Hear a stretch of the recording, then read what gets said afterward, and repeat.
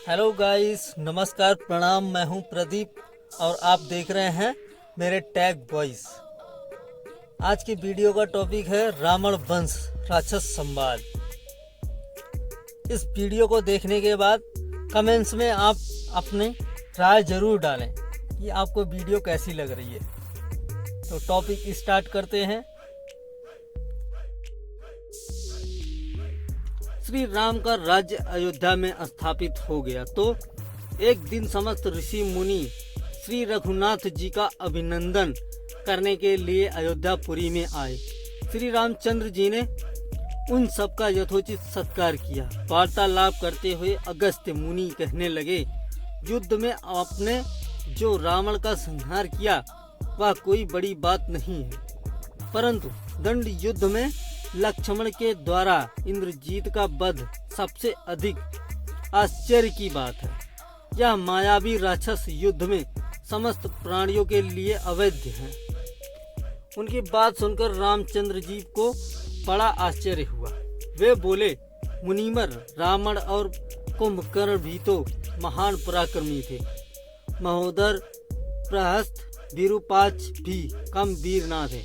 फिर आप केवल इंद्रजीत, मेघनाथ की ही इतनी प्रशंसा क्यों करते हैं? इस पर अगस्त्य मुनि बोले, इस प्रश्न का उत्तर देने से पहले मैं तुम्हें रावण के जन्म, वर प्राप्ति आदि का विवरण सुनाता हूँ। ब्रह्मा जी के पुलस्त्य नामक पुत्र हुए थे, जो उन्हीं के समान तेजस्वी और गुणवान थे। एक बार वे महगिरी पर तपस्या करने गए। वह स्थान अत्यंत रमणीक था, इसलिए ऋषियों, नागों, राजश्रियों आदि की कन्याएं वहां क्रीड़ा करने आ जाती थी। उन कन्याओं की उपस्थिति के कारण उनकी तपस्या में विघ्न पड़ता था। उन्होंने उन्हें वहां अपने आने से मना किया। जब वे नहीं मानी तो उन्होंने शाप दे दिया कि कल से जो कन्या यहाँ मुझे दिखाई देगी वह गर्भवती हो जाएगी। शेष सब कन्याओं ने तो वहां आना बंद कर दिया, परंतु राजश्री तृणबिंदु की कन्या शाप की बात से अनभिज्ञ होने के कारण उस आश्रम में आ गई और महर्षि के दृष्टि पड़ते ही गर्भवती हो गई। जब तृणबिंदु को यह बात मालूम हुई तो उन्होंने अपने कन्या को पत्नी के रूप में महर्षि को अर्पित कर दिया। इस प्रकार विश्वा का जन्म हुआ, जो अपने पिता के समान वेदित और धर्मात्मा हुआ। महामुनि भारद्वाज ने अपनी कन्या का विवाह विश्वा से कर दिया। उनके स्वर्ण नामक पुत्र हुआ। वह भी धर्मात्मा और विद्वान था। उसने भारी तपस्या करके ब्रह्मा जी को प्रसन्न किया और इंद्र तथा वरुण के सदृश लोकपाल का पद पाया। फिर उसने त्रिकूट पर्वत पर बसी लंका को अपना निवास स्थान बनाया और राक्षसों पर राज्य करने लगा।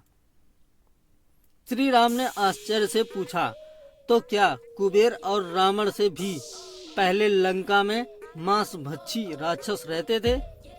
फिर उनका पूर्वज कौन था? यह सुनने के लिए मुझे कौतूहल हो रहा है। अगस्त्य जी बोले, पूर्व काल में ब्रह्मा जी ने अनेक जल जंतु बनाए और उनसे समुद्र के जल की रक्षा करने के लिए कहा। तब उन जंतुओं में से कुछ बोले कि हम इसका रक्षा करेंगे और कुछ ने कहा कि हम इसका यक्षण पूजा करेंगे।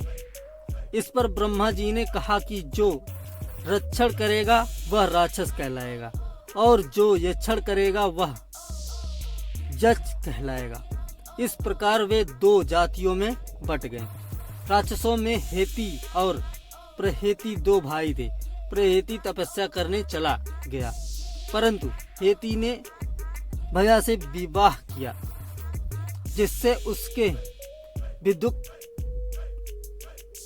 विदुत्केश नामक पुत्र उत्पन्न हुआ। विदुत्केश के सुकेश नामक पराक्रमी पुत्र हुआ। सुकेश के माल्यवान, सुमाली और माली नामक 3 पुत्र हुए। तीनों ने ब्रह्मा जी की तपस्या करके यह वरदान प्राप्त कर लिया है कि हम 2 लोगों का प्रेम अटूट हो और हमें कोई पराजित ना कर सके। वर पाकर वे निर्भय हो गए और सुरों असुरों को सताने लगे। उन्होंने विश्वकर्मा से एक अत्यंत सुंदर नगर बनाने के लिए कहा। इस पर विश्वकर्मा ने उन्हें लंकापुरी का पता बताकर भेज दिया। वहां वे बड़े आनंद के साथ रहने लगे। माल्यवान के वज्र मुष्टि, विरूपाक्ष, दुर्मुख, सुप्तघ्न, यज्ञकोप, मत और उन्मत्त नामक 7 पुत्र हुए। सोमाली के प्रहस्त, अकंपन, विकट, कालिका मुख, धूम्राक्ष, दंड, सुप्राक्ष, संहादी, प्रध्वज, योम, भार्गव नामक के 10 पुत्र हुए। माली के अनल, अनिल, हर और संपाति नामक 4 पुत्र हुए। ये सब बलवान और दुष्टी प्रकृति होने के कारण ऋषि मुनियों को कष्ट दिया करते थे। उनके कष्टों से दुखी होकर ऋषि मुनिगण जब भगवान विष्णु की शरण में गए तो उन्होंने आश्वासन दिया कि हे ऋषियों, मैं इन दुष्टों का अवश्य ही नाश करूंगा। जब राक्षसों को विष्णु के इस आश्वासन की सूचना मिली तो वे सब मंत्रणा करके संगठित हो गए। माली के सेनापतित्व में इंद्रलोक पर आक्रमण करने के लिए चल पड़े। समाचार पाकर भगवान विष्णु ने अपने अस्त्र शस्त्र संभाले और राक्षसों का संहार करने लगे। सेनापति माली सहित बहुत से राक्षस मारे गए और शेष लंका की ओर भाग गए।